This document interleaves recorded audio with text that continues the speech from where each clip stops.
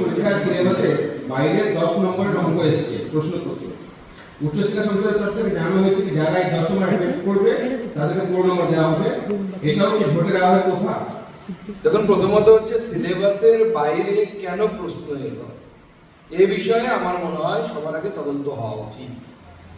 এরকম নয় তো যে ভোটের আগে ইচ্ছে করেই সিলেবাসের বাইরে অঙ্ক দেওয়া হয়েছে এবং তাতে অঙ্কটা কেউ পারুক না পারুক তাকে 10 নম্বর দিয়ে দেওয়া হবে। ঠিক যেমন মাননীয় মুখ্যমন্ত্রী প্রত্যেকবার মাধ্যমিক পরীক্ষায় বলেন এবং বাংলার শিক্ষার্থীদের ভবিষ্যৎকে ক্ষতি করেন বলে কোশ্চেন কঠিন হতে পারে, চিন্তা করতে হবে না, আমি ব্যবস্থা দেখে নেব।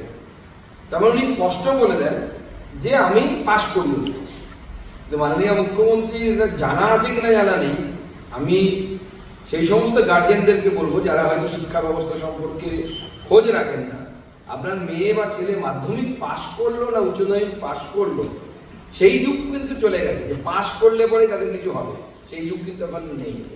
যদি সে কিছু জানে বা পারে, যাকে বলে স্কিল, তাহলে তার শিক্ষার বা বিদ্যার দাম আছে, নচেত শিক্ষা বা বিদ্যার কোনো দাম নেই। অতএব মুখ্যমন্ত্রীর এই যে বোকা বানানো, এই বোকা বানানো থেকে বাঁচুন।